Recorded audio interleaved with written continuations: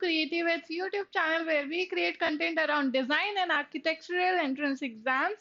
And I am Survi, a senior design faculty at Creative Edge, and today's topic is all around the NIFT entrance exam. जैसे कि आपको पता है कि NIFT का entrance exam mostly जनवरी या फरवरी के बीच में कहीं पे होता है, तो मोटा मोटा देखें तो ऑलमोस्ट 4 महीने बचे हैं आपके एग्जाम के लिए। और अगर आपने अभी अभी ये डिसीजन लिया है कि आपको निफ्ट एंट्रेंस एग्जाम देना है और निफ्ट के लिए प्रिपेयर करना है और आप क्लूलेस हैं कि स्ट्रैटेजीज कैसे बनाएं, क्या सिलेबस है, क्या पढ़े, कब पढ़े, कैसे पढ़े, so this video is exactly for you, क्योंकि आज की वीडियो में हम डिस्कस करेंगे your strategies for the 4th month. ये 4 महीने के लिए इस स्ट्रैटेजी को रिलीजियसली फॉलो करो और आपका सिलेक्शन कोई नहीं रोक सकता। इस वीडियो में हम दो चीजें डिस्कस करेंगे। सबसे पहले आपका प्री प्रिपरेशन कैसा होना चाहिए, प्रिपरेशन स्टार्ट करने से पहले आपको कौन सी चीजें पता रहनी चाहिए, प्रिपरेशन कैसे करना है, कौन से सब्जेक्ट कब पढ़ना है, कितने टाइम के लिए पढ़ना है, कैसे पढ़ना है, और उसके बाद प्रिपरेशन जब हो जाए तब क्या करना है। ये 3 चीजों में हम फोकस करेंगे। And yes, before getting started with the video, you already know that, make sure कि आप चैनल को सब्सक्राइब करें और अभी तक अगर बेल आइकन प्रेस नहीं किया है तो बेल आइकन प्रेस करें ताकि ऐसे इंटरेस्टिंग वीडियोस आपसे मिस ना हो। So without any further ado, let's quickly dive right in. Yes. So what is the pre-preparation planning? आपका प्री प्रिपरेशन प्लानिंग कैसे होना चाहिए ये देख लेते हैं।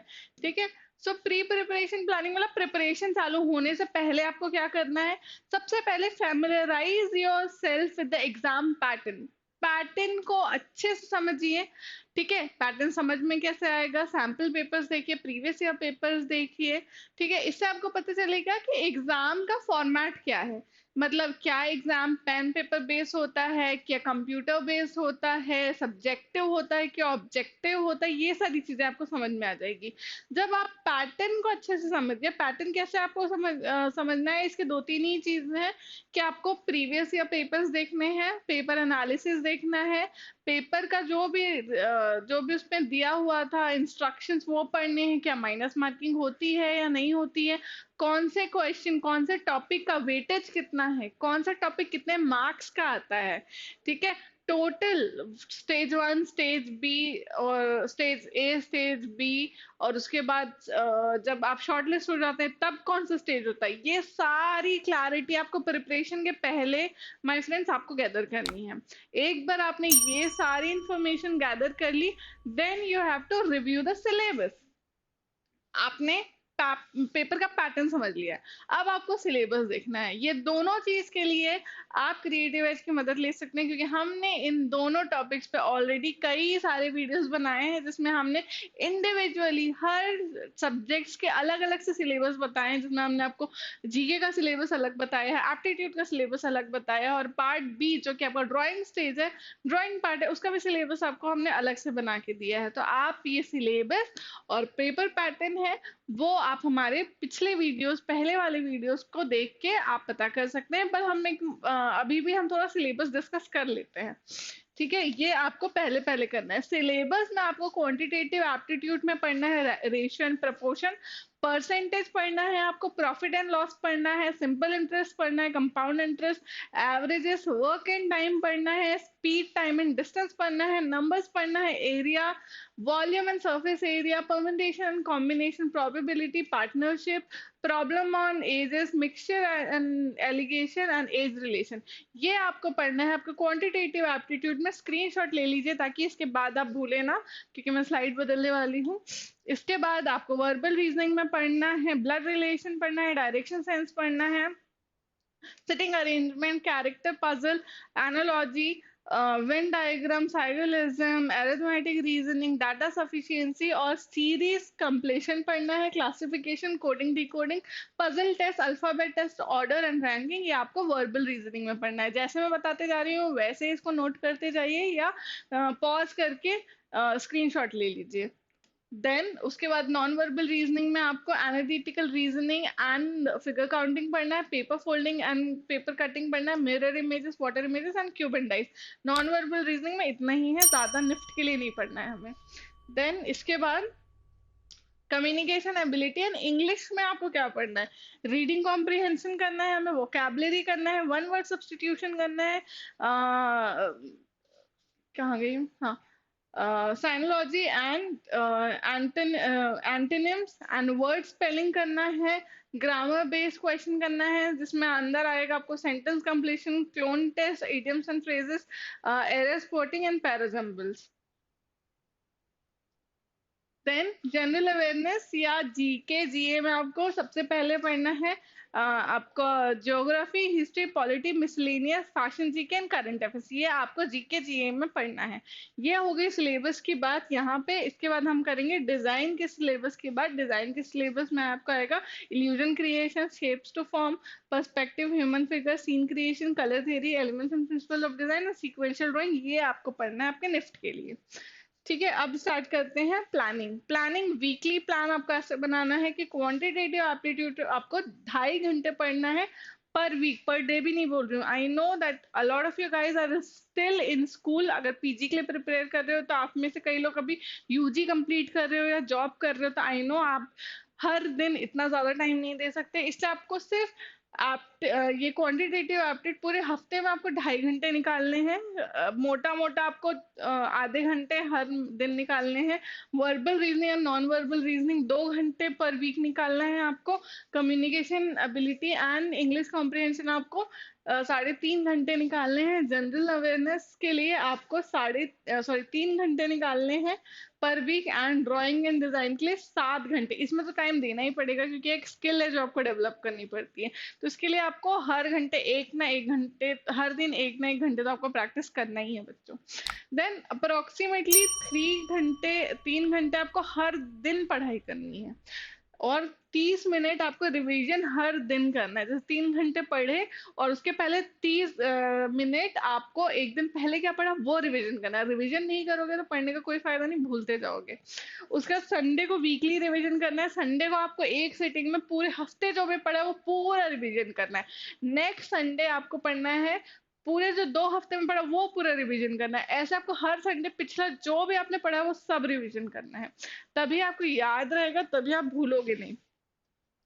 देन ये मंथ 1 का है। मंथ 1 में आपको क्वांटिटेटिव एप्टीट्यूड में पढ़ना है percentage, profit and loss, simple interest and compound interest. Verbal reasoning में हम पढ़ेंगे blood relation, direction sense, sitting arrangement, character puzzle, analogy. Non verbal में हमको करना है analytical reasoning and figure counting and paper folding and paper cutting. इसके बाद general awareness में हमको अपना ज्योग्राफी और हिस्ट्री पढ़ना है। मैंने ऑलरेडी वीडियो बना चुकी हूँ कि ज्योग्राफी में क्या पढ़ना है, हिस्ट्री में क्या पढ़ना है, तो वो वाला वीडियो आप देख लीजिएगा। देन कम्युनिकेशन एबिलिटी में हमको रीडिंग कॉम्प्रिहेंशन 3 पैसेज आपको हर हफ्ते करने हैं। Then vocabulary based question 20 question आपको डेली करने हैं और ग्रामर बेस्ड क्वेश्चन आपको रिवीजन ऑफ बेसिक ग्रामर आपको हर दिन करना है। ड्राइंग एंड डिजाइन में आपको फाउंडेशन के लिए पढ़ना है illusion creation, shape to form, object drawing and formation of shadows. ये आपको ड्राइंग एंड डिजाइन के लिए पढ़ना है। ठीक है, ये मंथ 1 का प्लानिंग हो गया। इसके बाद मंथ 2 में जाए तो आपको क्वांटिटेटिव एप्टीट्यूड में एवरेजेस पढ़ना है, वर्क एंड टाइम पढ़ना है, स्पीड, टाइम एंड डिस्टेंस पढ़ना है, नंबर्स पढ़ना है, ratio proportion, partnership, mixture and allegation and age relation आपको पढ़ना है। क्वांटिटेटिव एप्टीट्यूड में वर्बल रीजनिंग में साइकोलिज्म पढ़ेंगे, अरिथमेटिक रीजनिंग पढ़ेंगे, data sufficiency, series completion, classification and Venn diagram पढ़ेंगे। नॉन वर्बल रीजनिंग में सिर्फ water images and mirror images पढ़ेंगे। जनरल अवेयरनेस में हम पॉलिटी पढ़ लेंगे, पॉलिटिक्स के बारे में। मिसलेनियस जो भी रह जाता है ना जियोग्राफी, हिस्ट्री और पॉलिटी में, वो हम मिसलेनियस में पढ़ते हैं। जैसे अवार्ड्स किसको किसको मिल रहे, कौन से अवार्ड, ओलंपिक्स का पास्ट हिस्ट्री, ये सब चीजें हम मिसलेनियस में पढ़ेंगे। कम्युनिकेशन एबिलिटी में हम पढ़ेंगे वही जो हम करते आ रहे हैं, reading comprehension 3 passages per week, vocabulary based question and grammar based question आपको करना है। ड्राइंग एंड डिजाइन में आपको ह्यूमन फिगर चालू कर देना है जिसमें आप एनाटॉमी पढ़ेंगे, फिगर इन एक्शन पढ़ेंगे, फेस एनाटॉमी पढ़ेंगे, लाइव स्केचेस करेंगे। और आपको पर्सपेक्टिव करना है 1 point, 2 point, 3 point, multiple points. ये सारे वीडियोस जो है इनके बेसिक्स के वीडियो आपको क्रिएटिव एज के चैनल में सारे मिल जाएंगे। ठीक है, ये हो गया मंथ 2 का प्लानिंग। मंथ 3 में क्या करना है आपको, क्वांटिटेटिव एप्टीट्यूड में एरिया करना है, वॉल्यूम एंड सरफेस करना है, परम्यूटेशन एंड कॉम्बिनेशन प्रोबेबिलिटी करना है, वर्बल रीजनिंग में puzzle test, alphabet test, order ranking, coding decoding, rank order and ranking, coding and okay, गलती से 2 बार लिख दिया। नॉन वर्बल रीजनिंग में क्या करोगे, क्यूबेंडाइज करोगे एंड रिविजन करोगे। ठीक है, फिर यहाँ पे क्या करोगे, फैशन जीके पढ़ना। फैशन जीके निफ्टी के लिए बहुत ज्यादा इंपॉर्टेंट है। क्या आता है फैशन जीके में, कौन किस ब्रांड का ब्रांड एम्बेसडर बना, दो अगर फैशन ब्रांड्स में कोलैबोरेशन हो रहा है उसके बारे में, फिर आपको आ सकता है उसमें कि कौन से ब्रांड का फाउंडर कौन है, जैसे जोमेटो का फाउंडर कौन है, मिंत्रा का सीईओ कौन है, ये सब आता है आपका फैशन जीके में। ठीक है, फैशन जीके। करंट अफेयर पढ़ लिया अभी, जैसे ओलंपिक्स का काफी ट्रेंडी था न्यूज, उसके पहले जब इलेक्शंस हुए थे वो काफी ट्रेंडी था, मेट गाला हुआ था वो काफी ट्रेंडी था। जो भी ट्रेंडी ट्रेंडी न्यूज है उसके करंट अफेयर 6 महीने के पढ़ने हैं हमारे। हर महीने के एंड में आपको करंट अफेयर्स का वीडियो मिल जाता है, तो आपको करंट अफेयर्स में कोई प्रॉब्लम नहीं होगी, तो वहां से आप करंट अफेयर्स पढ़ सकते हैं। इंग्लिश का सिलेबस वही, reading comprehension, vocabulary based question and grammar based question करने हैं। ठीक है, ड्राइंग में आपको करना है सीन क्रिएशन, आइडिएशन, जिसमें आप प्रोडक्ट डिजाइन करेंगे, डिजाइन थिंकिंग पढ़ेंगे, सीक्वेंशियल ड्राइंग करेंगे, colour theory and elements and principles of design आपको 3rd महीने में कंप्लीट कर लेना है। यहाँ तक आपका सिलेबस कंप्लीट हो जाएगा। 4th महीना रखेंगे हम सिर्फ और सिर्फ रिवीजन के लिए, जहाँ पे आप रिवीजन करेंगे, जो भी तक अभी तक पढ़ा है वो सब रिवीजन करेंगे। मॉक टेस्ट दिलाएंगे, बहुत सारे प्रीवियस ईयर के सारे पेपर जो भी मिले वो सारे सॉल्व कर लेंगे, और उसमें टाइम मैनेजमेंट को समझेंगे। जब आप मॉक टेस्ट देंगे तो आपको समझ में आएगा कि आप क्वेश्चन सॉल्व कर पा रहे हैं कि नहीं। अगर 3 क्वेश्चन आपके ड्राइंग पार्ट में होते हैं, तो आप 2 घंटे में या 3 घंटे में क्या वो 3 क्वेश्चन सॉल्व कर पा रहे हैं। तो ये आपको टाइम मैनेजमेंट समझना पड़ेगा, अपनी वीकनेसेस और अपने स्ट्रेंथ को आइडेंटिफाई करेंगे, और उसके बाद अकॉर्डिंगली आप प्रिपरेशन करेंगे। कॉन्फिडेंस बिल्डिंग करना है आपको इस टाइम, अपने आप को एग्जाम पैटर्न से इतना फैमिलराइज कर लेना है कि आप उसके बाद एग्जाम देने में आपको बिल्कुल भी कोई भी हेजिटेशन ना हो, आप खुल के जाए, कॉन्फिडेंटली अपना एग्जाम लिख के आए। And that is what I wanted to explain. And then last week में आपको रिलैक्स करना है, कॉन्फिडेंस बिल्डिंग करना है, क्विक रिविजन्स करने हैं, ऑर्गेनाइज रहना है। एग्जाम के जो भी आपके एडमिट कार्ड में जो भी डिस्क्रिप्शंस लिखा है, जो भी इंस्ट्रक्शंस लिखे, उसको अच्छे से पढ़ लेना। जो अगर कलर्स नहीं अलाउड है, कलर्स अलाउड है, जो भी इंस्ट्रक्शंस है उसको पढ़ना है और ऑर्गेनाइज कर लेना है। और उसके बाद देखो, इतना कुछ स्ट्रैटेजी बनाने का तब तक कोई फायदा नहीं होगा अगर आप पूरे इन 4 महीने डिसिप्लिन को फॉलो ना करें और कंसिस्टेंट ना रहे। Consistency is the key. So make sure जो भी मैंने आपको बताया है 4 महीने की प्लानिंग के लिए, उसको अच्छे से रिलीजियसली फॉलो करें, and things will be fine, and you will be selected for NIF, that I am assuring you, if you be disciplined in these last 4 months.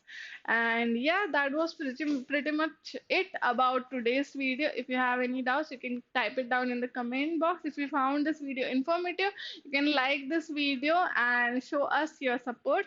I'll see you guys in another video. Until we meet next time, stay creative and keep chasing your dreams. Bye.